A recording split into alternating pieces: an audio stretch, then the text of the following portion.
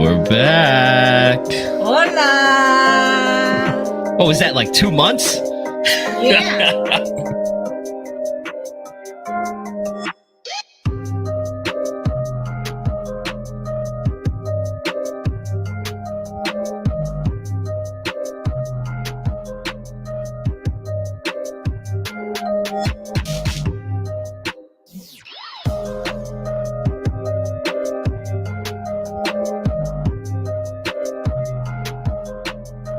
Why, hello, everybody. Welcome back. Hola, bienvenidos. Yeah, at the Friday Night Forum, we are back. We took a little bit of a break for the summer, but school's back in session, so Yeehaw. here we go. That means we're back in session. Hola, Arlene. How you doing? Hi. How you doing? Hola. All right. Let me just settle on this for a moment here because it's been so long. I thought I lost you for a second. I was like, oh no. Oh no. All right, no, we are here. We're back. It's official. All right. So I think we've worked out any issues beforehand. So hopefully we'll be good to go at this point moving forward. We got a special guest. Got my mom here today. Hola. She's always lovely. Hold on. Let me see if I can I add her in there? Yes, do it. Oh, I know we've got a, hold on, I think this is the better one. There we go. Keep it there. Okay. So we've got our Ola in the corner, so we know that she is present. But hello, everybody. Hello. Hey. How you doing, Marie? So Friday Night Forum, welcome back. So we did take a break for the summer because things were just crazy busy. And now that school is back, we're decided to let's get back into this, right? Get back to our routine and answer those questions out there. So if you have any real estate related questions, buying, selling, Massachusetts, Connecticut, or even just about the general process because you're an agent, go ahead and put your questions in the chat or go ahead and text me. That number is rolling underneath there. Or life questions in general. We're here to help. We're here to help. Oh, we've got our agents of the future hanging out with us right now.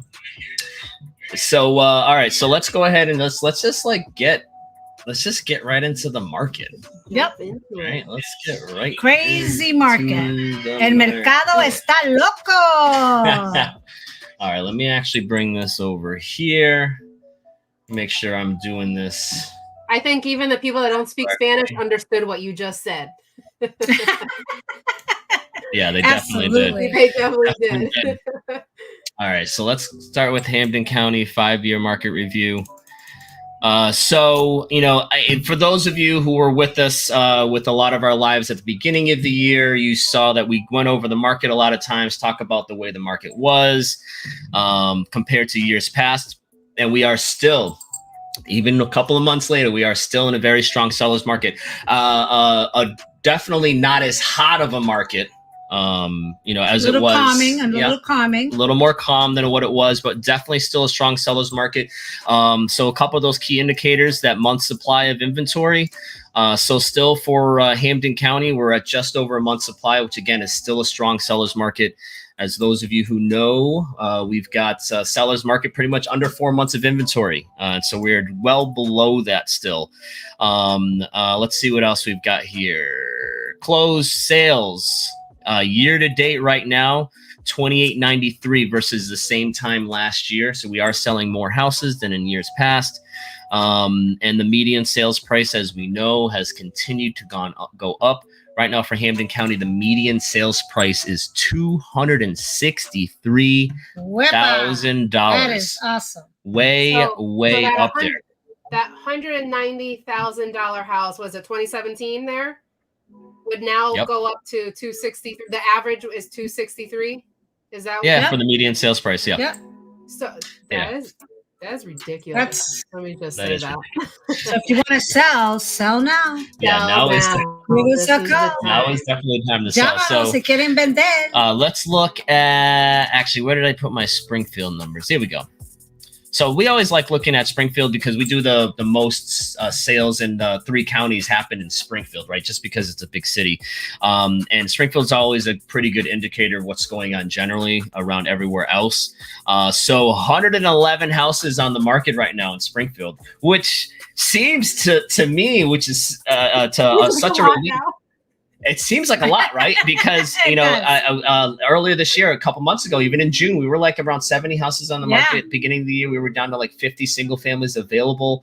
But when we compare this still to years past, listing units that were available in 2017, when it was still a seller's market then, right? Because the 2.6 months of supply, there was 259 properties available. So again, we still have a serious lack of inventory. Now, we are no longer doing that skyrocket rise that we were seeing at the beginning of the year. We're going to start to level off, which is good for everybody right now because you're still going to be looking at strong prices for sellers, and buyers are actually going to have opportunities if more properties are actually available to them. So again, we've got that 111 today, about just under a month's supply of inventory in Springfield. The units that went pending, 1,021, so not much different from last year. And then let's see here, closed units. We can see we've actually closed more properties up until September 19th this year versus last year. And then that median sale price, we got that big rise. And now this is one of the even bigger change. So 145 was the median sales price as of September 17th in 2017. And today, it's $230,000. Wow, los precios han subido mucho. Yes. That's a big change. Yes, that's a big change. Mucho cambio. What's interesting is you said it like we think there's a lot of houses now because it went from 70 to 111. And I hear agents all the time saying, "Oh, the market's easing up." I'm like, this much. Like it's easing up. It's just instead of 30 offers, there's 15. So it's still a crazy seller's market right now. It is. And so that's part of the difficulty, I think, at this point is, showing people that the market is a little bit cooler, but it's still on fire. Yes. It's just not blazing the same way it was. It's warm. It's not the same. Cold and hot, and it's warm. So we're going to expect that prices are probably going to continue to rise maybe a little bit at, not necessarily at the crazy amounts that we were seeing before. But it's good because I think that more houses are going to sell if more things become available. We are still going to have a shortage when it comes to supply, and still not enough houses. Right. And as long as that interest rate stays low, we're going to still have a lot of buyers out there. Yeah. So we need some more inventory. Do you think if sellers or potential sellers start to see that the market, they're thinking about selling, they've thought about it in the past, and they start to see that the market's like leveling off a little bit, do you think that'll cause a surge of sellers? They're like, oh, we should get rid of it now because this is the peak we're going to get. You might see that. And we're actually seeing more sellers putting the houses on the market right now. Yeah. We're actually seeing a little teeny bit more inventory. Yeah, we met with the seller this week that the only reason they're selling is because the market's high. And so they were they had a single family property that they own, and now it's being rented out, and now they're like, now's the time. They're not so sure if they want to continue to hold on to it long term. And again, we're not saying that the market's crashing. We're not saying that the market's coming down. We're not saying prices are coming down in any way. They're probably going to continue to rise, but we're just not going to see that same increase. Some sellers, if they're looking for those as-is buyers, maybe now's the time. You might start to see less of that. You might just start to see less people waiving inspections in general. Right. You might start to see less people putting in, appraisal contingency, appraisal waivers and stuff like that, because they won't necessarily have to, because it's not as, it's not that 30 offer situation. 10, 15 offers. Yeah, there's a lot of competition, but I think it's going to ease up in terms of those crazy scenarios that we were seeing. I think you said something interesting, and I've been hearing this a lot of people that don't really understand what's going on right now. People saying, oh, they're going to wait for the market to crash. And it's like, they don't understand what's actually happening right now. And they're comparing it to, we talked about this before, they're comparing it to 2008 when the market crashed. And it's like, no, we're not just going to all of a sudden see everything just bottom out and people are going to lose their shirts. Things will level off. Things will level off, but we're not going to crash. Yeah. So, you know, with 2008, it was a much different scenario than we're dealing right now, you know, because people think, oh, prices went up. Right. And so because prices went up, it must be the same thing as before. And it's not the same thing as before. Prices actually went up more or at a higher rate now than it did back then. But it's for different reasons. Supply and demand is really the big issue, right? And we have more cautious mortgages, more cautious banks. You know, the lenders are being more cautious. They're being watched. You know, so they're being more regulated. So things will be a little bit different this time. Yeah. Yeah. And back then, that's a lot of the issue that we had was that there was a lot of financing issues where people were getting loans that they shouldn't have. And then a lot of people pulling out that cash, maxing out, and then, you know, the short sales and all that stuff. And people have money now. Yeah. People have a little bit more money now. So. And that's something we talked about is the buyers are stronger because they're stronger buyers. Absolutely. They need the cash to close their closing costs and to be competitive. Yeah. So we're getting the strongest of the strongest buyers buying houses right now. Yeah. That was the article or the idea was, did the result of this current market, this craziness did it actually make our home ownership stronger? Everybody's rich. Everybody's rich. Well, you know, because again, the whole idea is that, you know, if only the strongest buyers are winning those offers, the ones that have the ability to, you know, pay over appraisal or pay their own closing costs, then you've got more well-qualified people in those homes. And then you also have those same neighborhoods, people who were there got to refinance at lower rates, pay off all their debt. So those neighborhoods all became a lot stronger versus what we saw in the past. So it's just a completely different scenario. Now, that's not to say that we may see, you know, an increase in, you know, foreclosures coming on the market. You know, that's something that is something that possibly could be happening. I don't think we're going to be looking at short sales like we saw before because people have equity now. Right.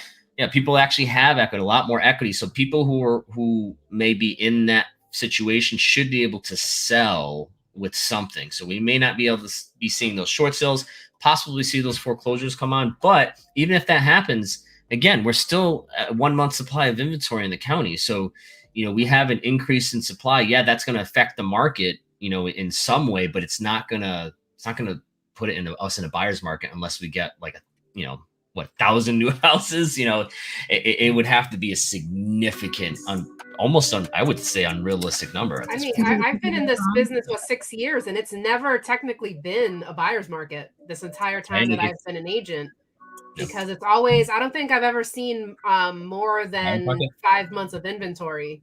I don't think I've ever gone that high. So at one point it was a buyer's market. I mean, I remember when there was 600 houses available. Yes. Not including what was under contract, just in Springfield. And right now, like I said, we got 111. So it's 6 times the amount of houses that were just available.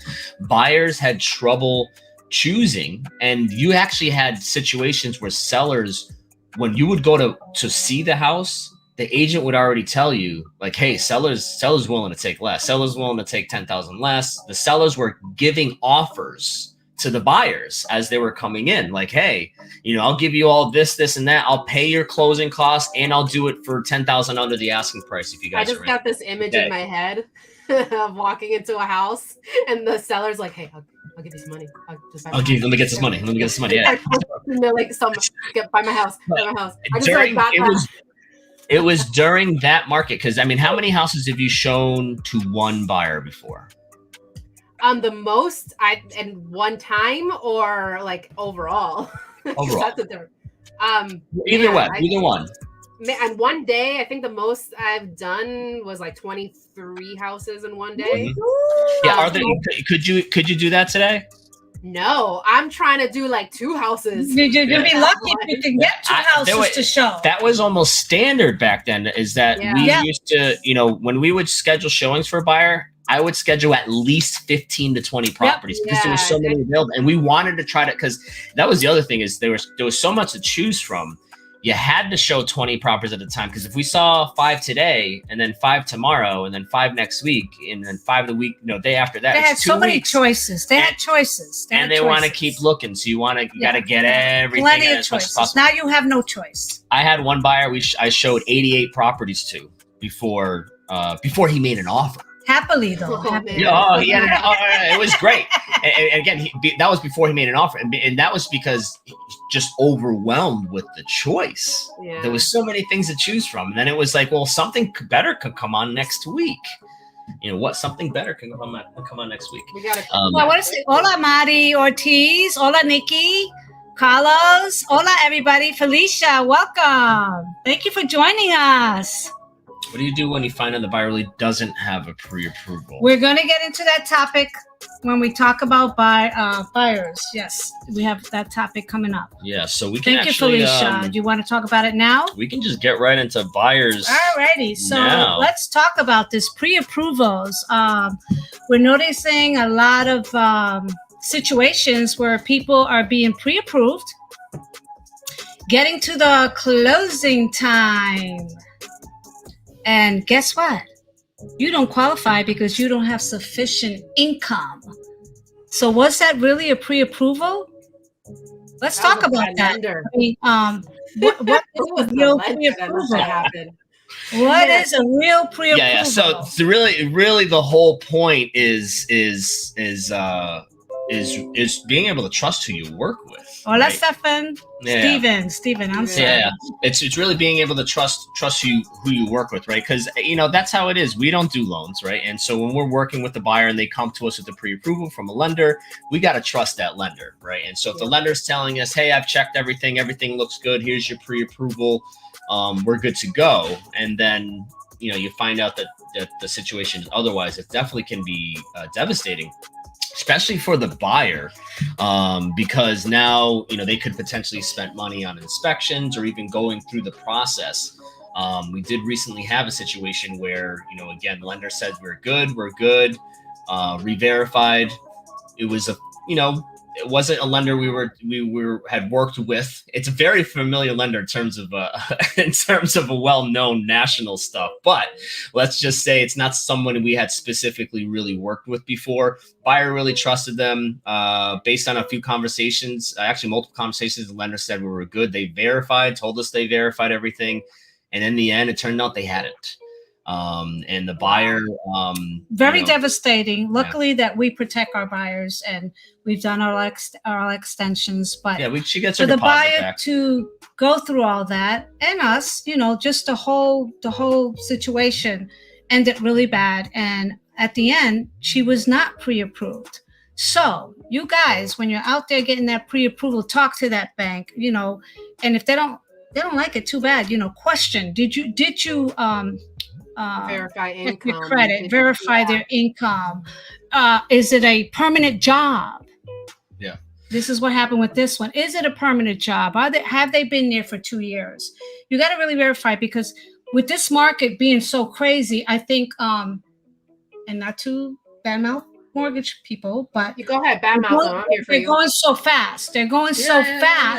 They're handing out this pre-approval. We just had one tonight that one of our agents called me and said, after all this shopping, she's ready to put in an offer, and the agent happened to call the bank to just ask a couple of questions about closing costs. Do we have to ask for closing costs? And then he did a little research and says, oh, she doesn't even qualify. After a couple of months of shopping. That sucks. And having a pre-approval. Letter. So you guys need to, you buyers, you realtors need to really question your bank people, whether they like it or not. Do your job and, make sure that, and in the end, you can try your best. It could still happen, but do your research and make sure you know who you're working with. Yeah. And this is what I would say the key part of this is, as a buyer, if you're working with an agent, and they have lenders that they work with those lenders. Yep. Because we've never had this happen with someone that we've worked with before. But it's happening now. There are lenders that we've worked with routinely, and again, we trust them. We know how people work. They're local. Anytime you get someone who's not local, the buyers are bringing them, And again, the buyers are allowed to who use whoever they want. And so you've got to trust what people are telling you. And I think, as a buyer, go with what the agent's suggesting, especially if they're telling you it's someone local. And especially with the local banks, a lot of times you can get, grants available, stuff that may not be available at a national lender. You're right, Felicia. You're out there shopping with your buyer. You're using gas, time, hope. That's the worst, regardless of the gas and all that, it's the hope and that expectation that you're going to find a house. And then all of a sudden, when you're ready to put in that offer, oh, she doesn't qualify. So, be proactive, ask those questions. Yeah. So one thing I will say is that we're probably going to sell this person a house, though. We will sell this person a house. We will get them a house. We are. It'll just the game plan is going to change. We know what needs to be done now. And we'll use a more trusted bank. and this time, we'll make sure that you're using a Hola, Jerry. Some banks can't handle PPP on income. I guess I actually hadn't thought about, but I guess that would make sense. I'm assuming that obviously for a small business or someone who's looking to get some sort of loan that runs their own business, just like any other income, I would assume that PPP is not considered like a guarantee or renewal income. Maybe that's why. That's actually a good point, Jerry. Thank you. So agents, or actually any business owner then, if you did tap into PPP and you're thinking about purchasing, make sure you have that conversation with your lender then to make sure that you're not counting that income, because on your taxes, I believe it's listed as income. So you don't want to just assume based on that it will count. So yeah, good point there. All right. What do we also have? Isn't the PPP or some portion of it forgivable? So it was income in that time. Yeah, but forgivable means you don't have to pay it back. So wait, it's a loan that you don't have to pay back. So it's not really income. If it's forgivable, it's not a loan, so it's kind of like income. I think that's the point. Yeah. But so that's probably what it is. All right. Okay, I think we had a couple of other questions here. So for buyers, did you want to talk about the Massachusetts mandatory consumer relationship? Let me get my disclosure. And there's a reason why they named it that long, right? There's a reason why he named it that long. So, as anybody that's been watching this knows that I'm primarily a buyer's agent. And that's because I love buyers and I'm a first-time home buyer. So you're helping with the American dream. That's why you like buyers. I live in my dream, and my dream was just to be happy working with the people I work with. And many times, like the first thing, if you are, do you want me to talk, or you want to say anything? No, go ahead. I'm just bringing it up. Are we talking about? Because I saw that, I was like, wait a minute, he has something to say. Is this what? I thought we were talking about that. Please, bring it up. Yeah. Bring it up. Okay. So when as a buyer and you're meeting with an agent, one of the first things you should be seeing from your agent is this right here, which is, what is it? It's a Massachusetts mandatory real estate licensee consumer relationship disclosure. I'm not going to say that when we meet. I'm just going to say this is a disclosure. What do you say? Or some agents may call it an agency disclosure, which it can be utilized as an agency disclosure, but it's not just an agency disclosure, and hence the really long name. Yes, and that's a lawyer did that. If you can't notice. So if you look at it, it says this is not a contract. Who he is. This is not a contract. You're not signing your life away. But as an agent, we have to show this to you to tell you how we're representing you in that moment when we speak to you. And I always put myself down as a buyer's agent. Whether or not you decide to work with me, I put down buyer's agent. If I'm at a listing, it's going to be seller's agent. But I always put what agency I'm representing there. Even if you decide not to work with me, I still owe you like full disclosure and loyalty in terms of like if you give me information and you don't work with me, I can't go blabbing your information to everybody. Now I'm finding, and I'm seeing this a lot, is a lot of agents are checking facilitator, which is not a problem. But as a buyer or a seller, if you are signing a facilitator disclosure, you're not really protected by that loyalty and full not being able to say all your information. They're just talking to you and saying that, they're an agent and they're a professional, but they don't have to protect any of your information. Am I right? Am I along the right so basically the big difference is with the facilitator, it's this line right here. Unless otherwise agreed, a facilitator has no duty to keep information received from a seller or buyer confidential.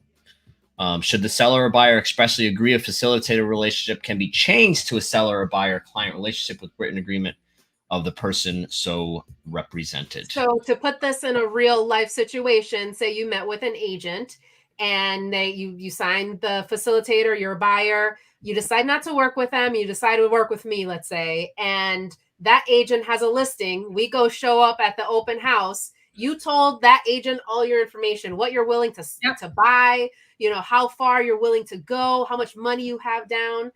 You have a deadline. You have a deadline. You have you have to be out.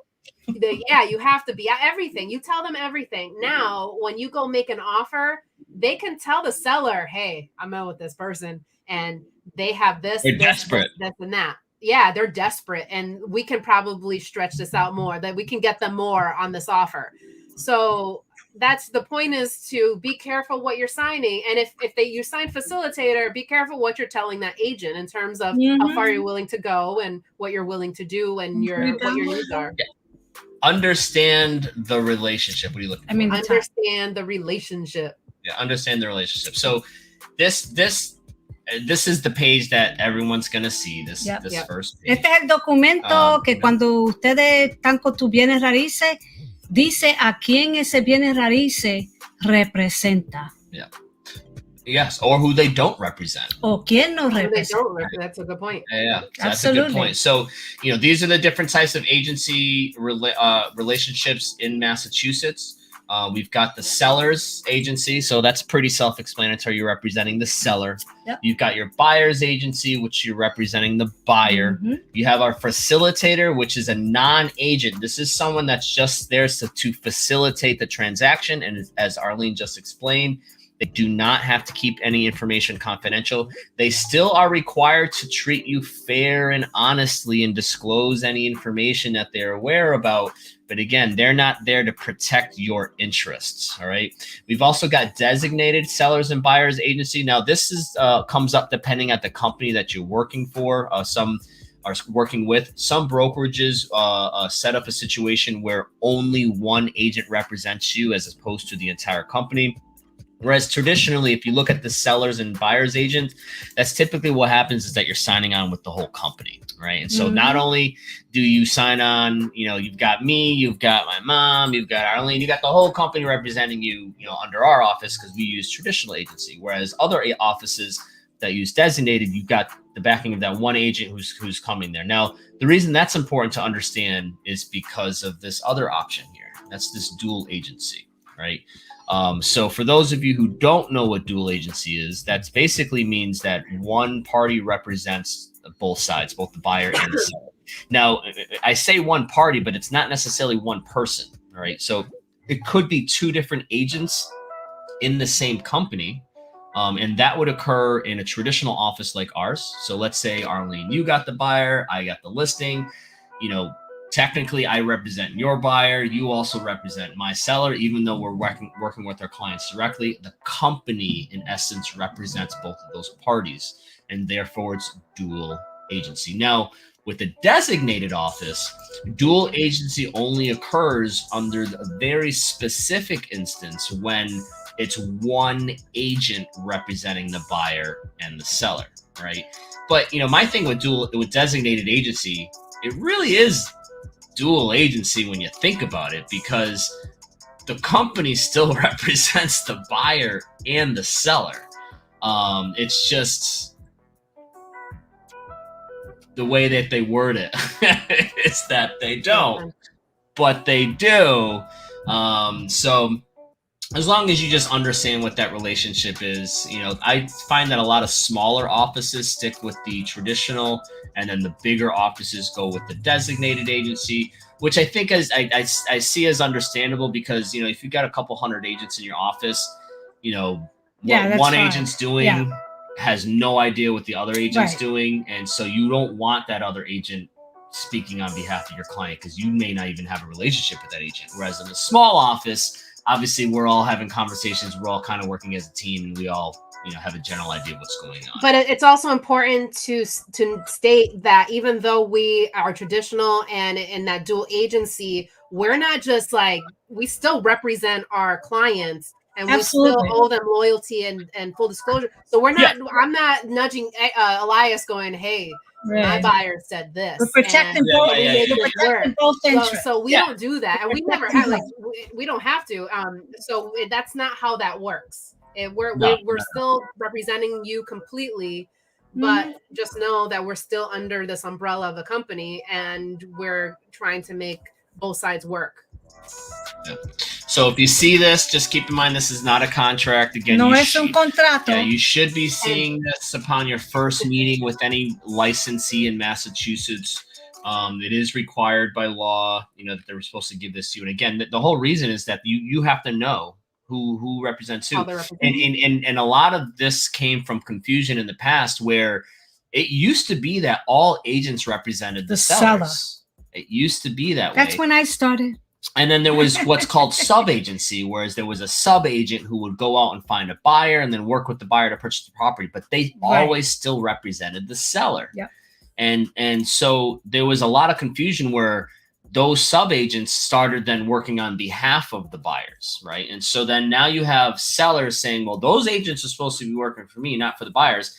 And then the sub-agents are just like, well, I've never met the seller. I know my buyers personally, so I want to protect their interests. So we have to create some sort of relationship where I'm protecting them, the seller's protecting them, and boom, that's where we are now. Yeah. And it used to be that buyers thought that they were getting representation when they weren't. And so now it's absolutely clear, because you're given this disclosure. I believe, where was it? I believe, I forgot where it is, but there is a state where they require them to provide this disclosure in all of their communications. Didn't he talk about that the other day in our professional standards class? There's because the disclosures were getting so crazy. Yeah. It's now like required that every communication that you give, the disclosure that was signed either has to be attached or it has to be disclosed to remind everybody who you represent. You have to consistently remind everybody. I can see that happening at some point, like everywhere, because there are times when I've gotten communications I shouldn't have gotten, and you know, an attorney forgot who was who, especially if you work with similar ones. So I can see that being a thing. Oh, I see what you mean. So if you're working with one attorney on a buyer's deal, but they're also the seller's attorney on another deal that you're the buyer on that deal. Yep. And then they're thinking, oh, you're the seller's agent on that one. No, I guess I could see that. The only thing I'll add to that is I do a lot of first-time home buyer classes. And the one thing I say about the disclosure, if you meet with an agent and they are not showing you this disclosure, just walk away nicely. That's the first thing that should be shown. El primer documento que te están enseñando es este documento cuando estás trabajando con bienes raíces. What she said, because if they're not showing you that one thing that we are required. Tú quieres saber a quién ese bienes raíces está representando a usted. That's right. Because if they're forgetting that, if they're not doing that, what else aren't they doing for you? Claro que sí. So Dad, is that an actual guess or did you just make it up randomly? I wanted to know. That sounds like a Utah thing. I'm like, why Utah? Why Utah? That sounds like a Utah thing that would happen. That's funny. All right. So Preguntas, manden sus preguntas. Let's move on. Estamos en español. Is going over the asking price worth it? Oh.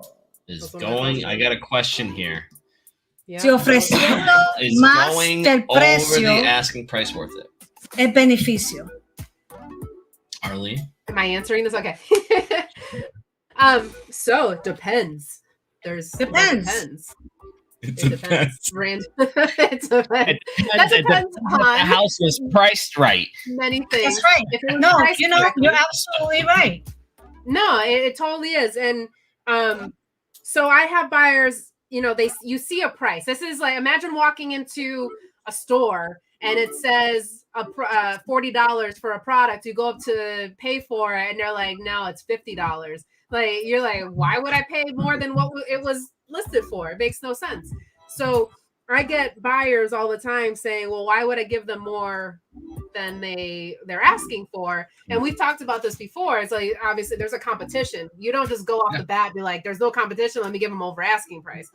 And on top of it, if there's competition and you really want the house and this is your forever house, this is the house you want to live in for a certain amount of time, you find out what your motives are, then I think it absolutely is worth going over asking price.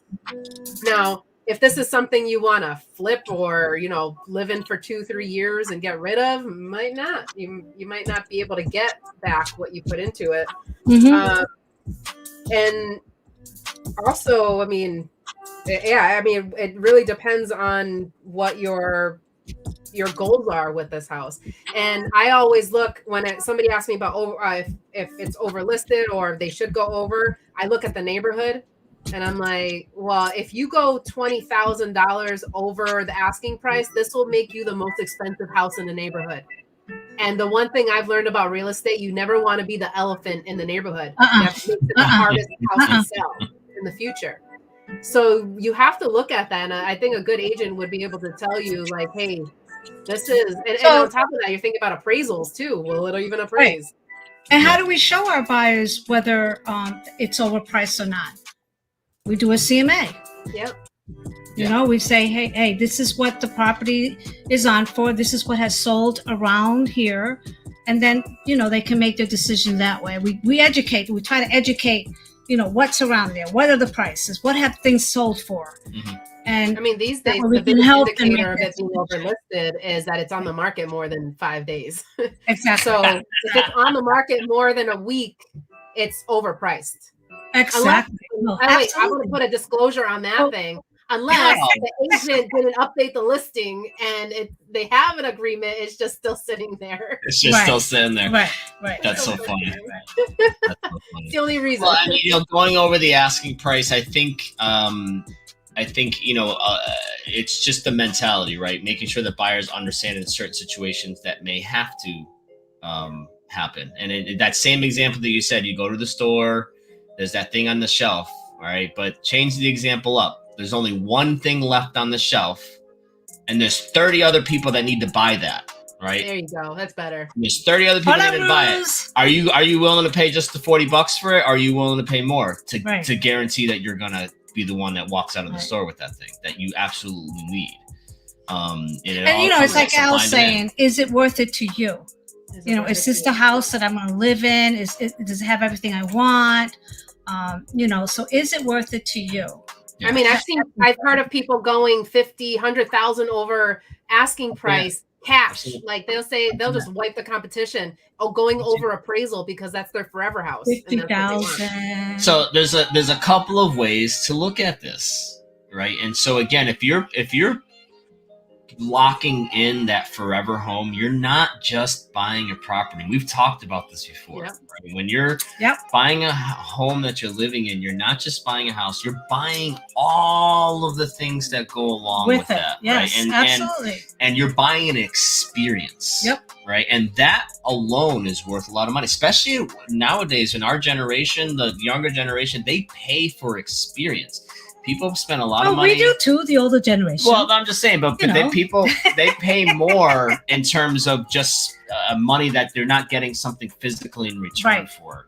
Virtual things, things on stuff that you can't tangibly. I mean, this is all virtual stuff, and you're paying for experience. So when you're looking at a house, right, that you're going to have the longest experience there because you're going to be living your life there, I can see how somebody can see that.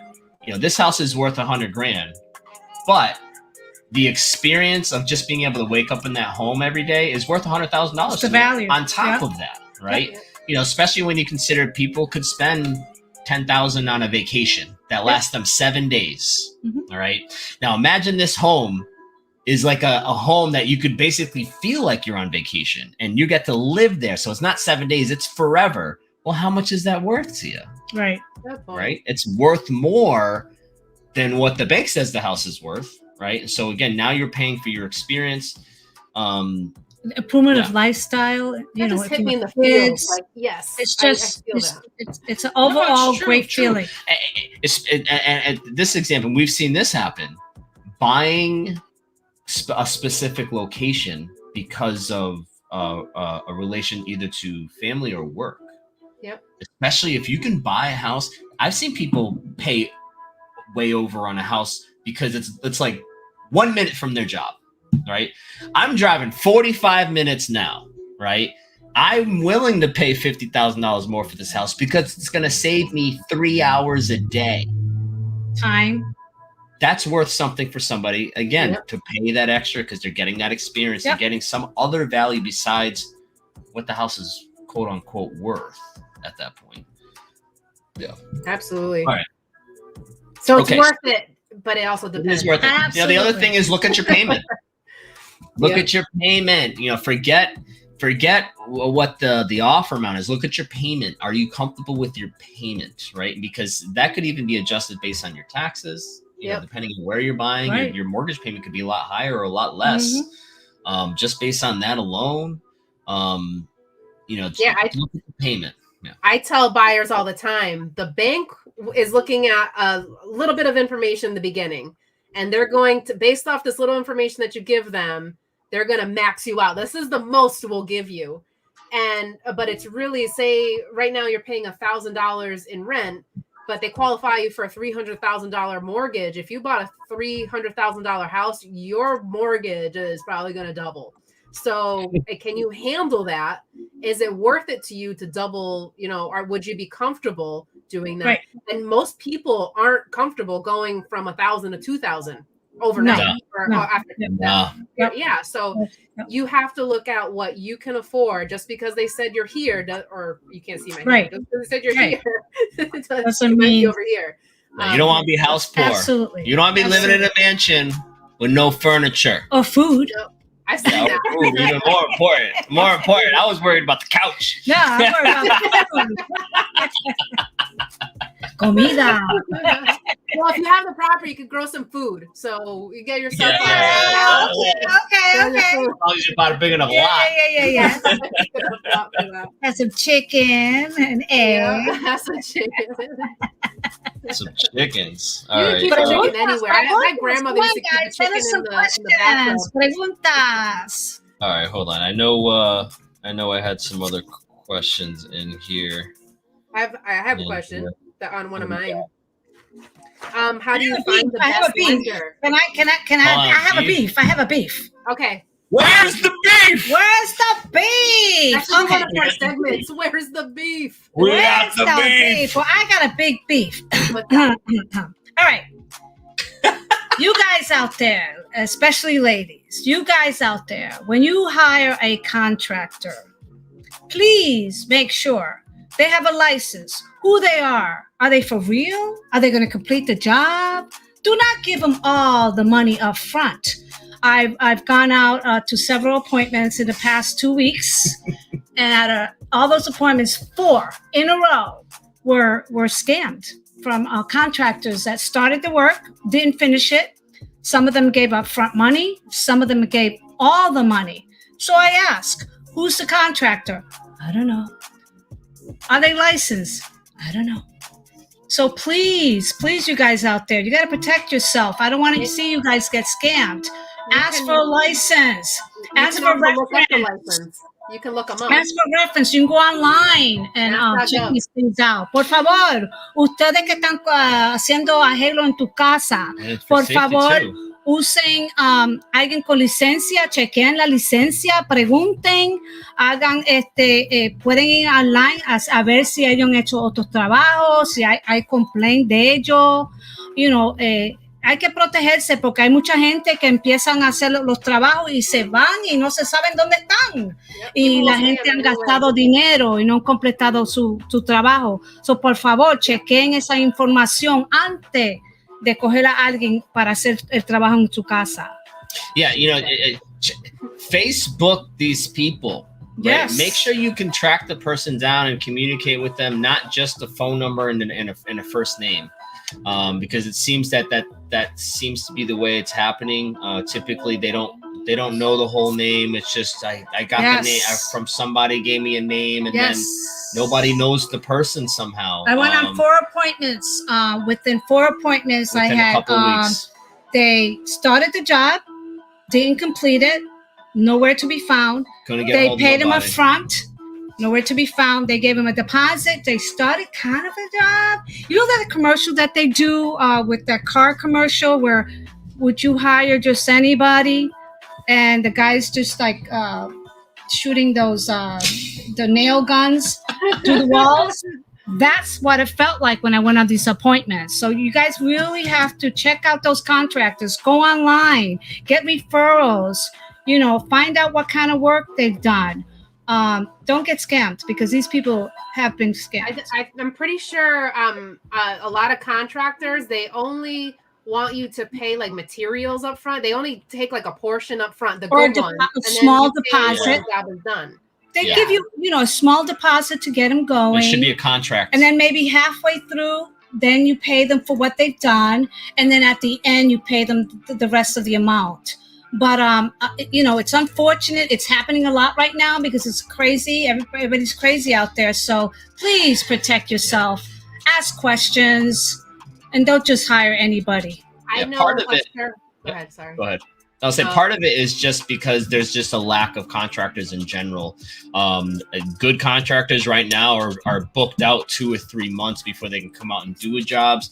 I had one recently where we had some termite work and it took us weeks to get somebody out there to get out and do the job because everyone was just so busy. A surefire way to know if they're legit or not is if you call them and they say, yeah, I'll be there tomorrow. Yeah. No. April, good comment. Companies should check Facebook. Companies check Facebook. Check their license. Yep. Yeah. And safety. You're right. You don't know who's in your house. You can check to see if we're licensed. You can check to see any professional business that needs a license. You can look on mass.gov or any state will have them public. So you can check it out to make sure that even the agent you're working with is likely licensed if they're represented. But you could look us up and find our license information. Absolutely. Anybody you hire to work, look them up. That's right. All right. That was my beef. That was the beef. That's some good beef. It's some good beef. All right. Seller stuff. Let's move on to some seller stuff.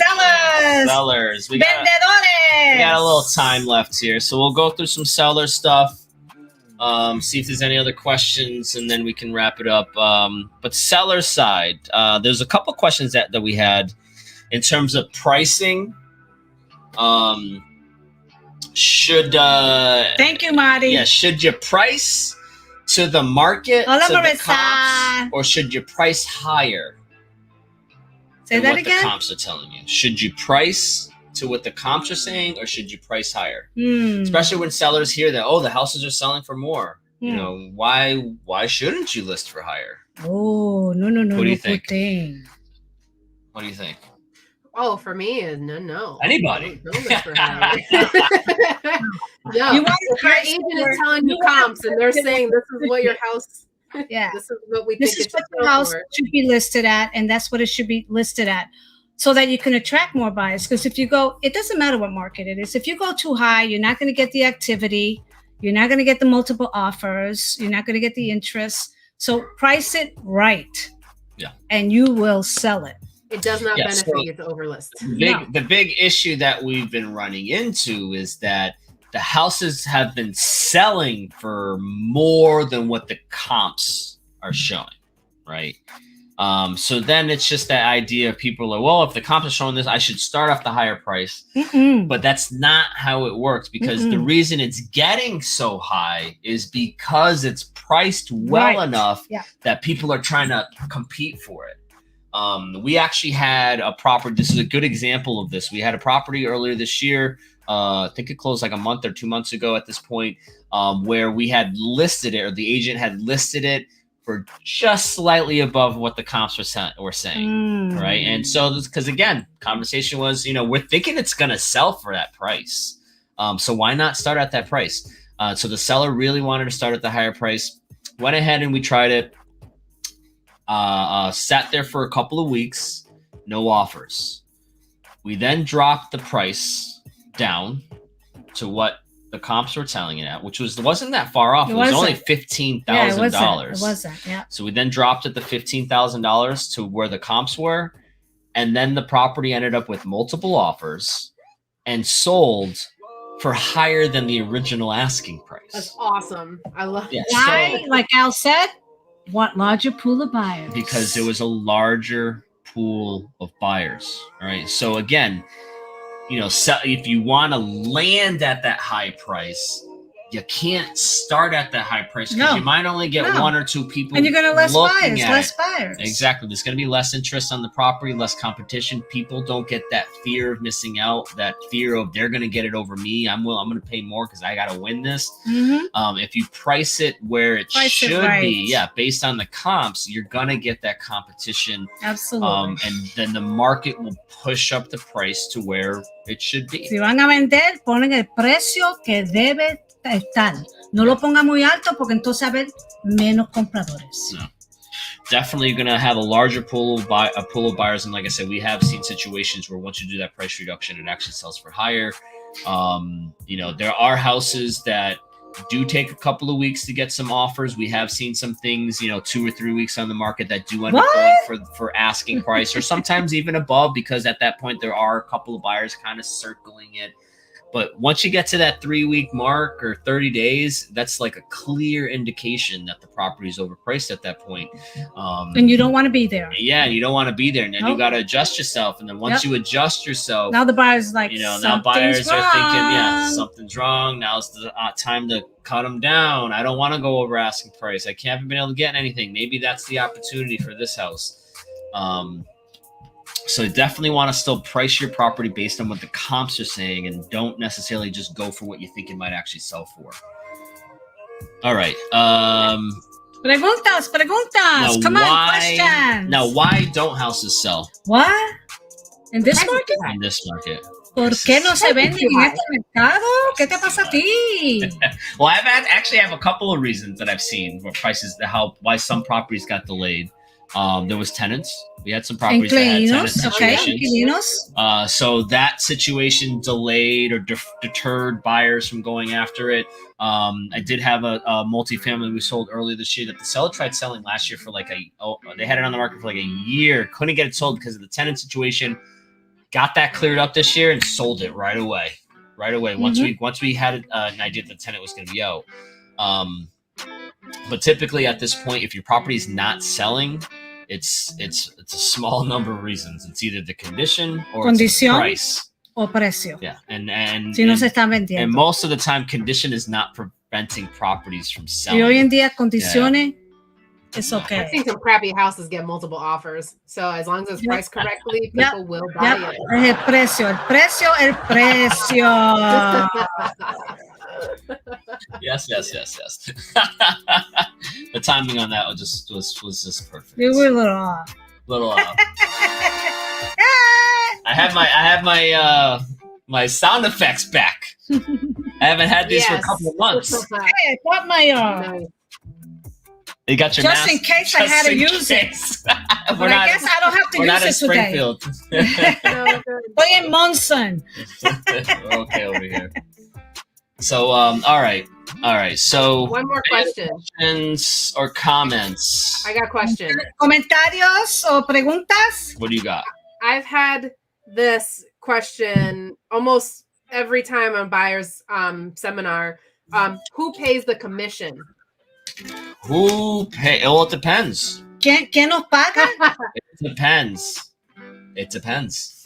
It depends. Depende. Yeah. So traditionally around here, the sellers pay the real estate commission to their listing agent, and then the listing agent offers that commission to the buyer's agent. So technically the seller is funding that. However, buyer shows up with all the cash, based on their loan, or if they're paying cash, and everything's funded out of that. So in the end, who pays? It depends on how you look at it, because the buyer's not negotiating that commission, the seller is. So the seller's the one setting that standard. So I've had both sides of this conversation. My belief is the buyer's the one coming with the money. In the end, the ones giving the seller the money. However, the seller is responsible to cut the check. Yes. But the buyer is the one funding the money. Where's all the money coming from? The bank. From the buyer. Yeah, from the bank. And then I got like torn apart. This was like 2 years ago. I commented in a forum on Facebook, and I ended up having to delete the forum because they like ate me alive. And they were like, oh, the seller pays and all that. They had all the reasons why, and I'm like, but who's giving the seller the money to cut the check? Like, pay for all this. Yeah, I mean, technically, the seller pays. I mean, but that's just like anything. That's just like anything, and it comes from the funds from the buyer. It comes from the funds from the buyer. So the point is, it comes from both sides. Even though the seller is the one cutting the check, the buyer is also part of that, even though they are not really negotiating the commission. However, as a buyer, and I'll tell all my buyers, technically you can, but don't, because you want us to have the proper motivation to do right by you. And I've had many cases where I've had to put a little bit of my commission on the line in order to get a deal pushed through, and it's worth it to us. But if you cut our commission in the beginning, likely not going to happen. The option. Yes. Yeah. It's on paper it's the seller, but even that's potentially changing, as we've seen nationally. There's different things going on in terms of how people are doing commissions and stuff like that. So you might see that change where on paper it may not necessarily be the seller paying that. It could be the seller paying their agent, and that the buyers are so that's the future exclusive paying their agent. But that all depends on and who knows if it'll come out in practice. The thing that bothers me though is I've done a lot of these first time home buyer classes, and I've seen other people do them and all that, and they always say that the seller pays. You don't pay the commission. I'm free to you, and it's like no. There's no such thing as free. There's no. You know what? You're absolutely right. That wording is wrong. The wording is wrong, and I think we talked about it. I don't know if it was at the last. Yes, that's part of this. Yes. It's like it's wrong to say. It is wrong. It's wrong. It's not. It's misleading, if anything. So really, what it is that it doesn't cost you anything extra to use an agent. Because it's already negotiated. You're already being charged for it as part of the deal. Yeah. In most instances, and again, that all depends too, because of the way the landscape is changing, and it's and for sale by owners, that's a whole different ball game. So, I think what's going to be important is that we're going to see that buyer contracts laying out all those terms and explaining how the agent's going to get paid in the event that it's not part of the transaction or whatever the case may be. Right. That is going to be at the forefront of. Yeah, now I'm gonna have to start using these contracts. Things will be changing. It's gonna need to be done. It's gonna need. No, I know. After that class, I was like, oh damn. Now I've been using them since day one. I need to, and I kind of use that. I kind of use that as my thing, where I'm like, I could have you sign a contract now, but I'm doing this. I want you to trust me. I trust you that you'll stay with me as a client, and I will work for you. And I'll even say, like, I believe in karma. So if you turn around and screw me in some way, I'm not going to go after you. I think karma's going to take care of that. Oh, no. Would you do that? Would you do that with a seller? Figure something else out. No, I wouldn't. Because you actually have, with the seller, you actually have a house. to sell. With a buyer, it's really I could have a lot of houses to sell. It's true. No, it's true. No, I understand where you're coming from. Yep. No, that's just a traditional thing in terms of the mindset for agents, and I think that just comes from that old school thinking that, again, everyone used to always work for the seller, and then it's slowly. But it's going to change, and it's going to keep changing. It's going to keep changing. Become the buyer's agent, and now, well, then it's going to move on to the buyer in terms of that responsibility. But I guess we'll see how it goes. And you just keep watching us on Friday nights, and we'll keep you updated. Absolutely, because things are going to be changes. Like anything else, things change. We want to keep you guys updated. Yeah, definitely. All right. Questions. Anything else you guys have or what? Because I think we went over some of the questions we had. Hold on. Is it seller's market? One more. Oh, yay! Go ahead. One more question. Are deferred showings worth it to the seller? Oh, it depends. It depends. That's our answer. So in a vacant house that's easy, or a property that's easy to show, absolutely, then you should show it right away. Absolutely. Why waste your time? You shouldn't defer. Why waste time? So for me, the idea of deferred showings is to lessen. And everybody's got their own opinion. Yeah, it's to lessen the burden on the seller. Right. If the house is easy to show, right, or it's vacant, right, why wait? Or the seller says, "Hey, you can show anytime. I'm never here." Then you should just show it, because that's going to widen that pool of buyers that are actually going to be possibly interested. Yep. Because you could possibly get 15, 20 people in there before the open house, as opposed to what if those people can't show up to the open house or the first day of showings, in terms of their scheduling. I've had buyers where they work Friday, Saturday, 24/7. Sunday, yeah, and then they're available on Monday afternoon, right? Deferred showings till Sunday. Best and final offers due Monday. Well, they're out. Buyer can't make an offer. And she's again, she's been sold a house, but during that time, it was very difficult. She was willing to go over the asking price. She was willing to offer a lot, but she just couldn't get it a showing. She couldn't see the house. We couldn't get into the house because everybody was deferring. Everybody's deferring, defer. That, for a period of time, was being used as a specific sales tactic in order to try to increase the amount of demand and increase the sense of urgency when people are at those properties. You don't necessarily need to do that anymore. And especially with COVID, it's kind of an odd situation to try to force 1 million people into the same space at the same time when we're being told we shouldn't have 1 million people in the same space at the same time. We're talking about coming soon, right? No, we're talking about deferred showings. How about coming soon? Well, that's fine. Yeah. Yeah, because you're not letting anybody into the property. Coming soon is, to me, coming soon, I used to have a problem with because it was not allowed in the MLS, and you had people doing coming soon. So eventually, through social media and Facebook and all that stuff. But now that we do coming through soon to the MLS, that's a benefit to the seller to be able to let people know, hey, this is going to be available in a couple of weeks. Get ready for this. It's not available right now to see. Like, pause. Don't start knocking on my door.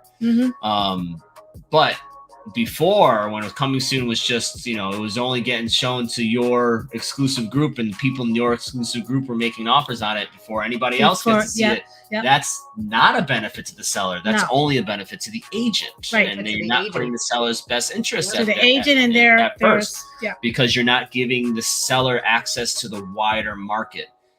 So that was the issue with coming soon. Now coming soons are fine. We all got access to the coming soons. They're posted on their property as long as they're done properly. Yeah, there are still agents that don't do it properly, but that's a whole nother scenario. That's a whole other Friday night forum. Yeah, that's a whole okay. Sorry, I brought it up. The deferred showings, deferred showings to me, like I said, if it's an easy get in, then don't defer the showings. Now, if you have an elderly seller, right? I've had older sellers that it's difficult for them to leave. Yep. And so they can't show it at 9 o'clock and then at 11 o'clock and then one at 1:30 and then one at 4, because then it's difficult for them to do that. So, and then they also, maybe what about a seller that has animals? I've had a seller that's had 5 dogs. We can't just show it anytime, right? We need to know when we're going to show it. So it's better to say, hey, we're going to defer the showings until this window of time. Now, typically what we've been doing is if we've got, again, there's a family, and again, they can't just show it all the time. Right. We don't do a deferred till open house because that's just crazy. We do deferred showings and then block out time. So for example, let's say we list on a Tuesday, we may start showings that Thursday. We may have a 4 or 5 hour window where you can schedule showings that Thursday. There might be 4 or 5 hours that Friday, 4 or 5 hours Saturday, and then, you know, the open house on Sunday. That way people are getting in ahead of time. You're still deferring because you're not showing immediately the same day, let me get in. But you're allowing a reasonable amount of access to get it as hopefully as many people as possible without you know ruining the seller's schedule and all that stuff. Because some sellers, they can't. You know, I've seen that situation, and I don't understand how that is hard to understand for some people. Not everybody's on your same schedule. Right. You know, not everybody's on your same schedule. Just because you're available right now, someone may be at work, right? And someone may have personal stuff in the property, and the way you live is not how somebody else lives. Right. So if someone says, "Hey, I need a 24-hour notice before you come into my home," well, then you need to respect. You have to that. respect that. Yeah, absolutely. Exactly. And then some people don't use technology the way that others. I've got some sellers, you text them and it's like that. You got other people, call, text. No email. They don't carry their phone. No and email, then it's no like, text. You can't get a hold of the person, but they check it every 12 hours or once, however so often. And you can't get people in immediately. So, agents need to understand that not everybody's on a cell phone all day like you are, or like we are. We are, yes. Yeah. I mean, I had an agent that was upset that she didn't have a response within 4 hours of asking us for a time to get into something. I'm like, it's been 4 hours, and like, your role. Well. She insulted me, but hey, we'll leave it at that. Oh no, I don't deal with that very well. We'll leave it at that. I'm like, how long? It's been 4 hours. I would have made it 6 hours. I would have waited a little longer. Well, that's just common courtesy. Insult me, see if I get back to you in time. Yeah, I'm like, Hi, Tanya. Hey, Tanya. Hold on. How you doing? Okay. So yeah, exactly. We work with each other, right? And there's nothing personal in this business. You can't take anything personal. And I've had agents like insult you or say rude things, and then you just gotta ignore it. I'm just like, well, that's part of our business. Well, because we deal with so many different personalities. And for me, my feeling is I want to be as kind as possible. Absolutely, because that helps my client. That's right. Just like you said. That's right. It's all about our clients. Like every time you spoke to an agent, like they just were like insulted you somehow. Like, I hate your hair. Every time they spoke to you. Oh, Arlene, I got that offer for you. And I still hate that hair. Every time. Like, what's the benefit of doing that? And then that doesn't benefit your client.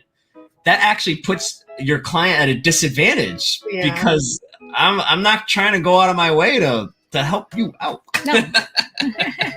I'm like, my hair looks fabulous. Alicia takes care of it. Y'all can you too, Tanya. I know. I had to pick something. I don't know. I was like, well, I don't like your hair.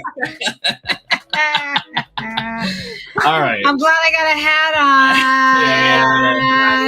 Oh, I don't have my Realtor hat. All right. So, I mean, if nobody else had any other questions. ¿Preguntas, anybody? ¿Tienen pregunta? Cualquier cosa? No. I mean, I think we can get ready to wrap this up. It was pretty good. We went over an hour. It was nice. That was fast. Yeah, it felt good to be back because we had so much time off. But we're gonna get back into the routine. Hopefully, we will be here Adam again. is here. The fall's here. Kids are back in school. Hopefully, you guys are doing good. Yes. Staying safe out there. Mm-hmm. Realtor Safety Month this month. So all you realtors watching, make sure you take realtor safety training. Yeah. Make sure you understand, just like those contractors, knowing who you're dealing with as a realtor, you need to know who you're dealing with. That's right. My gun permit. They say. Yeah. There you go. But yeah, hopefully we'll get in the routine. We'll be here in another 2 weeks. We'll do this back into the routine. If anybody has any questions, always reach out to us. And if you decide you need to buy or sell a house, you know how to get a hold of us at HeSellsHouses. Si quieren comprar o vender, llámanos. Estamos aquí para ustedes. Yeah, at Arlene the Realtor. Yeah, Maria. We are all here. Maria, all right, Maria's guys. over here. Wait, wrong way. This over here. I'm over here. I'm opposite on the camera. Buenas noches a todos y que se mantengan seguros. All right, guys. We'll see you later. Buenas noches. Bye.